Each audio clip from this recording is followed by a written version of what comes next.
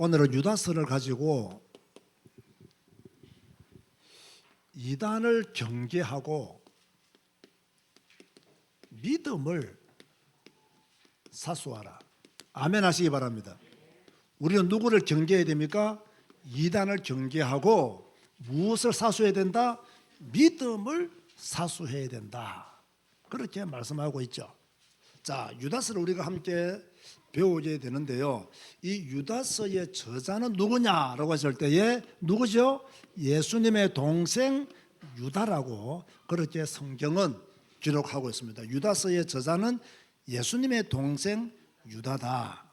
그러면 왜 예수님의 동생이었던 이 유다가 유다서를 기록했느냐? 자, 우리가 지금 공동서신 전체를 볼 때에 이 당시에 공동서신을 쓸 수밖에 없었던 이유가 무엇이죠? 교회 안에 뭐가 있었습니까? 이단들, 대표적인 이단은 누구라고요? 이 영지주의자들이 자꾸 교회를 혼란스럽게 만들었어요. 그러다 보니까 이단이 딱 역사하니까 성도들이 흔들린단 말이에요. 이 복음의 진리가 확실한 사람은 흔들리지 않습니다. 진짜 성경을 알고 성경 위에 선 성도들은요 흔들리지 않습니다. 그런데 성경 말씀은 모르고 여기저기서 주워 들은 말로만 가지고 신앙생활 하는 사람들은요 누가 봐서 이상한 소리 하잖아요. 모르고 그대로 받아들여버려요. 이러니까 교회가요 반석 위에 써야 되고 복음 위에 써야 되는데 자꾸 혼란스러운 거예요. 이것을 누가 봤느냐? 예수님의 동생 유다가 본 거예요. 그래서 뭐라고 했냐? 영지주의자들로 인하여 흔들리지 말고 혼란에 빠지지 말고 오늘 제목처럼 믿음 위에 굳게 서라. 이걸 말하기 위해서 유다가 편지를 쓴 것이 유다서라는 거예요.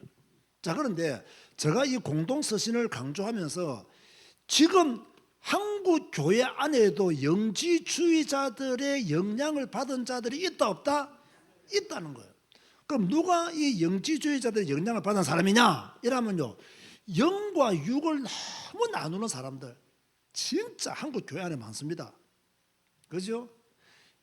육이 중요하냐 영이 중요하냐? 우리 성도들의 대답은 뭐가 돼야 됩니까? 둘 다 중요하다. 이게 우리의 대답이 돼야 됩니다. 아, 육은 썩을 것이기 때문에 영이 중요하다 이러면 이게 약간 영지주의 색깔이 나요. 여러분이 살아있는 동안은 영도 중요하지만 육도 중요해요. 육이 있어야 영도 있는 거예요. 지금요 우리에게는. 그죠? 그러니까 너무 육을 터부시 여기는 이런 신앙의 색깔들은요 결코 좋은 색깔 아닙니다. 이 보면 대부분 막 기도원에서 막 은사 집회하는 사람들, 물론 그렇지 않은 분들도 있겠지만 그 신비주의 신앙 가진 사람들 보면 막 영적인 것을 굉장히 강조하는데 이게 전부 다 잘못하면 귀신의 영들을 이야기할 수 있어요. 굉장히 위험한 거예요. 우리는 그래서요 영과 육은 동시에 중요하다. 그런데 지금 이런 자들이 교회 안에 많다는 거예요. 그런가 하면 이 당시에는요 예수님의 성육신을 부인하는 사람들이 있었어요. 자, 지금 대한민국에 있는 전 세계에 있는 예수님의 성육신을 부인하는 이단이 있죠. 누구죠? 여호와 증인입니다. 여호와 증인 여기에 속하는 거예요. 아, 예수님은 선생님이지 우리의 구원자가 아니다. 막 그 정도로 생각하는 것 같아요. 그러니까 예수님의 성육신을 부인하는 사람은 전부 다 이단이다. 그런가 하면요 또 이런 사람이 있습니다. 구원은 육체와 상관이 없다. 이렇게 말하는 사람들이 있어요. 자, 어차피 구원은 육체와 상관이 없기 때문에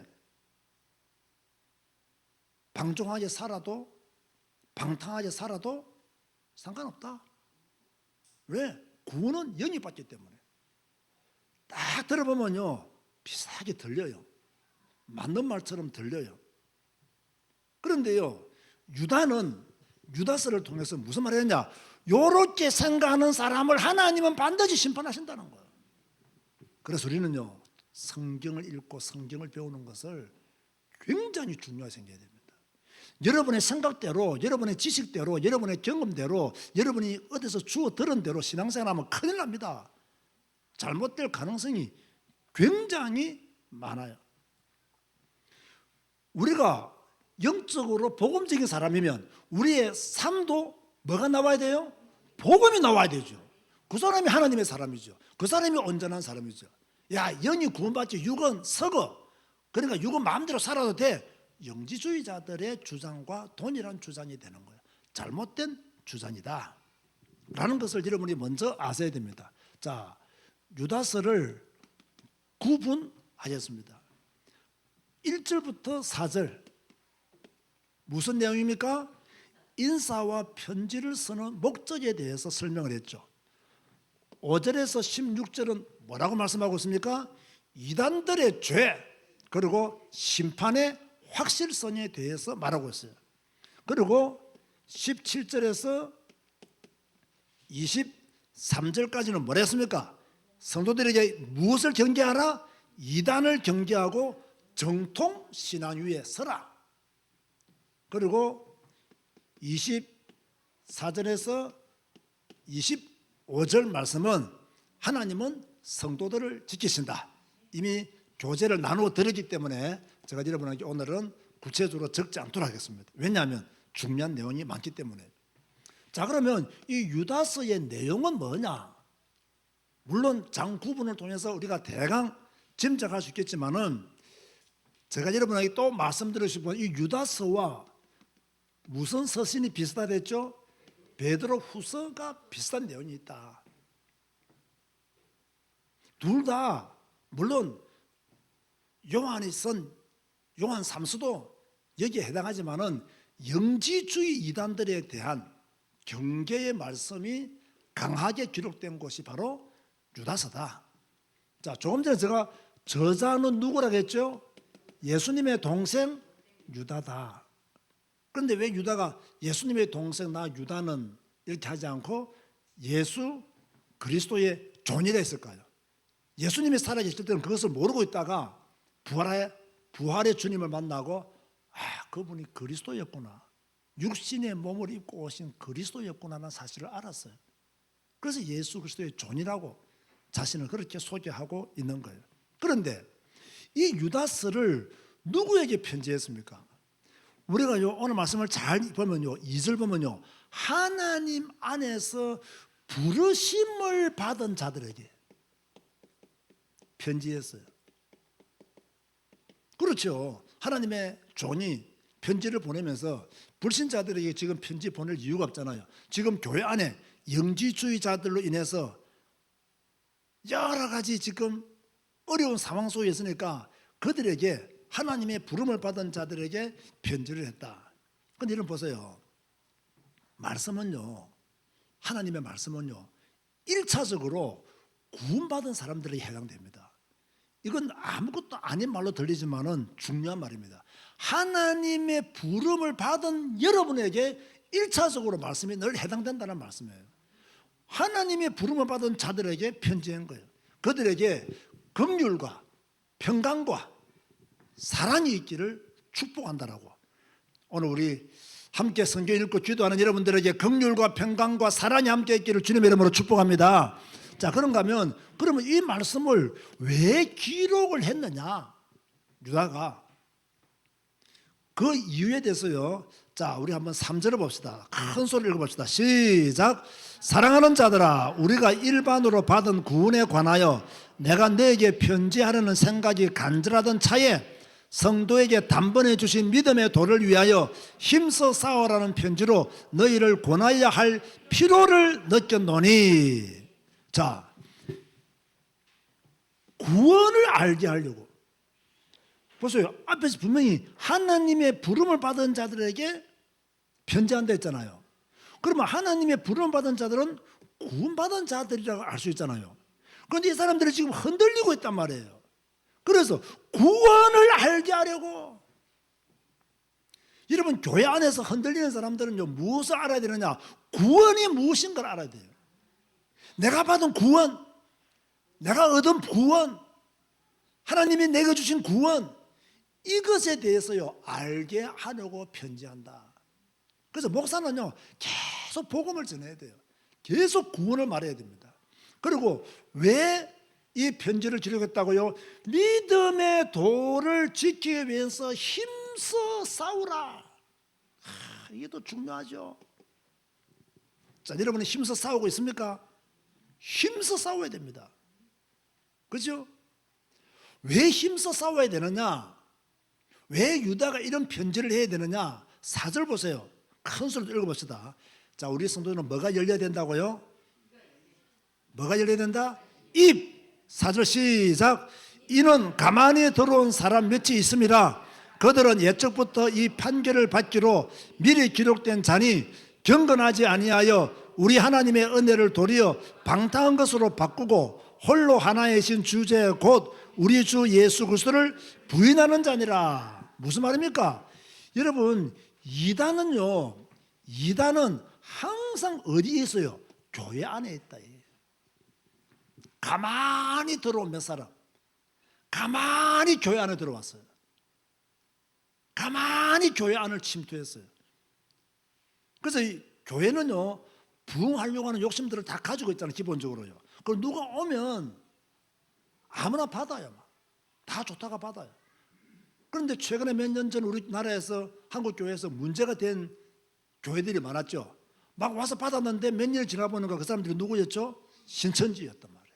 그래서 교회가 막 쪼개어지고 나누어지고 이런 일들이 일어났단 말이에요.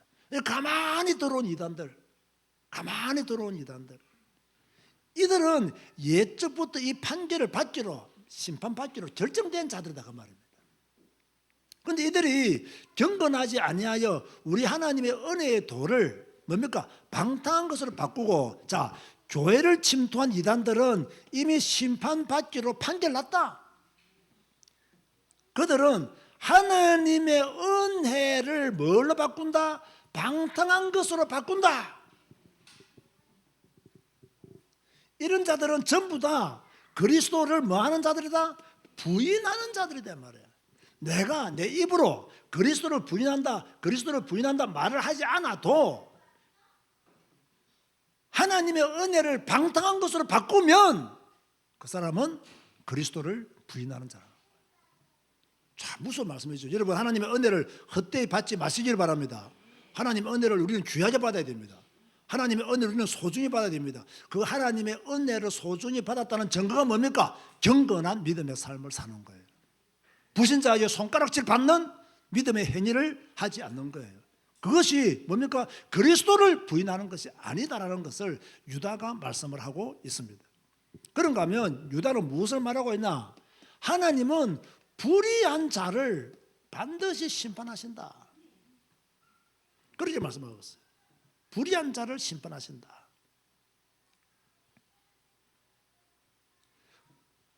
오절에 16절 말씀 보면요, 자, 하나님이 이스라엘 백성들을 애굽에서 구원하셨잖아요. 제가 여기 설명해 드릴게요. 맞습니까? 자, 말씀에 아멘 하시기 바랍니다. 그런데 구원했지만 모든 사람들이 하나님의 구원을 보고 다 믿었습니까? 믿지 않는 자들도 있었습니까? 믿지 않는 자들도 있었습니다. 세상은 항상 이래요. 하나님의 은혜를 받아놓고도 하나님의 은혜를 믿지 않는 자들이 있어요. 하나님의 구원을 받아놓고도 하나님의 구원을 믿지 않는 자들이 있어요. 이 사람들은 어떻게 됩니까? 다 멸한다 이거예요. 그런가 하면 자신의 지위를 지키지 아니한 천사들 있었잖아요. 그 천사들도 큰 날의 심판까지 영원한 결박으로 흑암에 가두셨다. 그 6절이에요. 7절은 뭐냐? 음란에 빠진 소돔과 고모라 결국 영원한 불로 심판받았다. 무슨 말합니까? 하나님은 불의한 자를 심판하신다는 거예요. 10절 꿈을 꾼 자, 모세의 시체를 두고 다투었던 마귀, 알지도 못하고 비방하고 이성 없는 짐승같이 본능으로 행하는 자들은 전부 멸망당했다. 하나님은 불의한 자를 심판하신다. 가인의 길을 가는 자, 돈을 위하여 발람의 길로 가는 자, 고라의 폐역을 일리 삼는 사람들 전부 어떻게 됐다? 멸망받았다. 그게 11절이에요. 하나님은 누구를 심판하신다? 불의한 자를 심판하신다는 거예요. 그 이야기를 지금요 15절까지 말하고 있고, 자, 그런데 이들의 심판에 대해서 누가 예언했다 말하고 있습니까? 에녹이 말했다는 거예요. 에녹이. 14절 보세요. 자, 14절 15절 보면요, 자, 에녹이 뭘 예언했냐? 하나님은 불의한 자를 심판하신다. 그걸 이미 예언했다는 거예요. 구체적으로 말하자 16절에 원망하는 자, 불만을 토로하는 자, 정욕대로 행하는 자, 자랑하는 말을 하는 자, 이익을 위하여 아첨하는 모든 사람은 전부 뭐 하신다? 심판하신다. 지금 계속 하나님은 무엇을 말씀하고 있냐? 불의한 자는 심판하신다. 이것을 심지어 에녹을 통해서 예언하셨다. 그럼 우리는 불의한 자리에 앉아도 안 되고 가도 안 되고 불의한 것을 행해도 안 된다 라는 것을 유다가 우리에게 지금 메시지로 주고 있는 거예요. 그러면서 유다는 무엇을 말씀하고 있느냐? 이단을 경계하고 바른 믿음 위에 서라, 그렇게 말씀하고 있어요. 이단을 경계하고 바른 믿음 위에 서라. 이미 사도들이 무슨 말을 했느냐? 여러분 18절과 19절 보세요. 17절인가 18절, 18, 19절 보세요. 그들이 너희에게 말하기를 마지막 때에 자기의 경건하지 않은 정욕대로 행하며 조롱하는 자들이 있으리라 하였나니 이 사람들은 분열을 일으키는 자며 육에 속한 자며 성령이 없는 자니라. 다시 읽어드릴까요? 그들이 너희에게 말하기를 마지막 때에 자기의, 여기서 그들은 누구예요? 사도들이지, 사도들. 그리스도의 가르침을 받았던 사도들. 그들이 너에게 말하기를 마지막 때에, 자, 뭐 했냐? 마지막 때에 자기의 경건하지 않은 정욕대로 행하며 조롱하는 자들이 있으리라 하였나니, 누가? 사도들이 이미 말했다는 거예요. 이 사람들은 어떤 자들이냐? 분열을 일으키는 자며 육에 속한 자며 성령이 없는 자니라. 자, 이 말씀이 지금도 해당될까요, 안 될까요? 해당돼요. 그 사도들은 경건하지 않은 자들이 정욕대로 행하고 믿음의 성도들을 조롱하며 분열을 일으키며 육에 속한 자로 성령이 없는 자다. 딱 간단하게 줄이면 뭡니까? 방종하고 쾌락주의에 빠진 자는 그 입으로 복음 그리스도 백날 말해도 뭐가 없는 자다? 성령이 없는 자다, 그 말이에요. 지금 유다가 그걸 말하고 있는 거예요. 그래서 성도들은 거룩한 믿음 위에 서서 자신을 세우고 성령으로 기도하라. 20절 21절 보세요. 한번 큰 소리 읽어봅시다. 큰 소리 읽으세요. 시작. 사랑하는 자들아, 너희는 너희의 지극히 거룩한 믿음 위에 자신을 세우며 성령으로 기도하며 하나님의 사랑 안에서 자신을 지키며 영생에 이르도록 우리 주 예수 그리스도의 긍휼을 기다리라. 아멘 하시기 바랍니다. 다시 한 번 더 큰 소리로 시작. 사랑하는 자들아, 너희는 너희의 지극히 거룩한 믿음 위에 자신을 세우며 성령으로 기도하며 하나님의 사랑 안에서 자신을 지키며 영생에 이르도록 우리 주 예수 그리스도의 긍휼을 기다리라. 성도들은, 구원받은 하나님의 백성들은 거룩한 믿음 위에 서서 자신을 세우라. 성령으로 기도해라. 자신을 지키며, 누구를 지키며? 자신을 세우며. 여러분 자신을 세우시기 바랍니다. 믿음 위에 바로 세우시기 바랍니다. 반석 위에 바로 세우시기 바랍니다. 그래야 영생이 이르는 거예요. 자, 그러면서 유다는요, 이 이단의 영향권에 빠진 사람들에 대해서 무엇이라고 말하느냐? 제가 22절과 23절을 요약할게요. 긍휼히 여기라.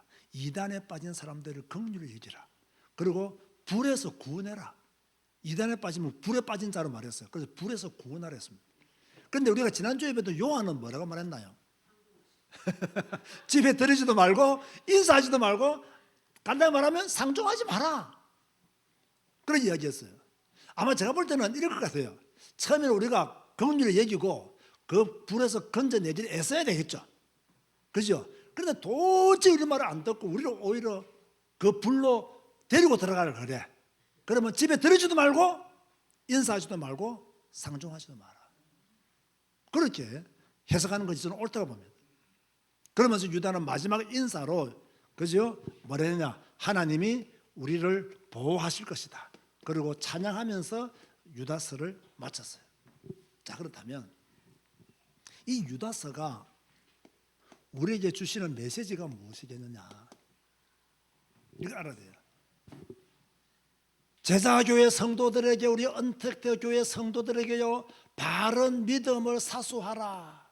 아멘 하시기 바랍니다. 너희들이 이 땅에 살면서 바른 믿음을 사수해라. 혼미한 세상이다. 교회 안에 이단들이 파고 들어와 있다. 교회도 이제는 안전한 지대가 아니다. 이제는 교회도 검증받아야 된다. 바른 믿음을 사수해라. 복음 강조하지만, 예수 그리스도 강조하지만 방종과 쾌락주의에 빠진 자들, 성령이 없는 자들이다. 바른 믿음을 사수해라. 그곳에 물들지 않도록.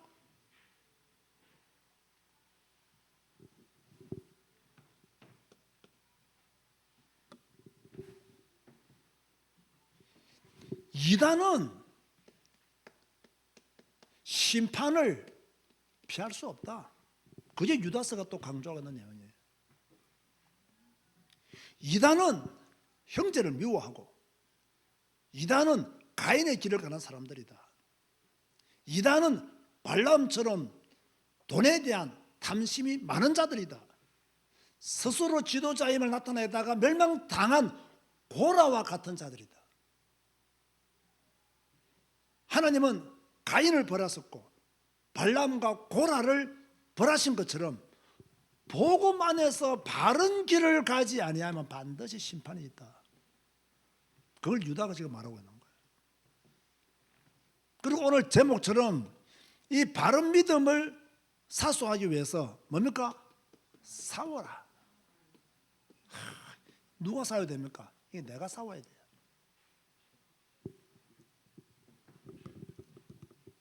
자, 싸우기 위해서는요, 일단 여러분이 바른 믿음 위에 서야 됩니다. 바른 믿음 위에 서야 돼요. 그러면 내가 바른 믿음 위에 서는 방법은 뭘까요?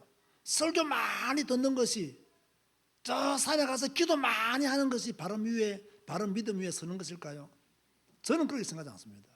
우리의 성도들이 가장 바른 믿음 위에 굳게 서는 방법은 성경을 읽고 성경을 배우는 것이다. 아멘 하시기 바랍니다. 여러분, 헛된 것에 관심 가지지 마시기 바랍니다. 좋은 설교, 훌륭한 설교에 관심 가지지 마시기 바랍니다. 여러분의 눈과 마음은 어디 가 있어야 돼요?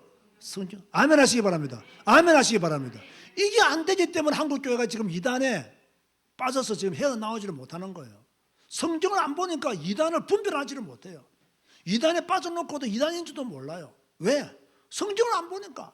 성경 덮어놓고 사람의 메시지 따라가니까. 성경 덮어놓고 그 사람 메시지를 추정하니까. 뭡니까? 주위에서 아무리 잘못된 길이라고 말해도요, 알아듣지를 못해요. 같은 영이 이미 그 사람을 잡아버렸어요. 이런 시기에 지금 유다가, 그 당시에 교회들이 영지주의에 빠졌으니까 이들을 구원하기 위해서, 이들에게 믿음의 선한 싸움을 싸우게 만들기 위해서 썼던 편지가 뭐라고요? 유다서다. 우리들에게 해당됩니까? 안 됩니까? 됩니다.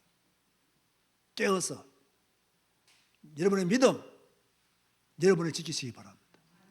여러분의 신앙, 여러분이 지키시기 바랍니다. 무엇 붙들고?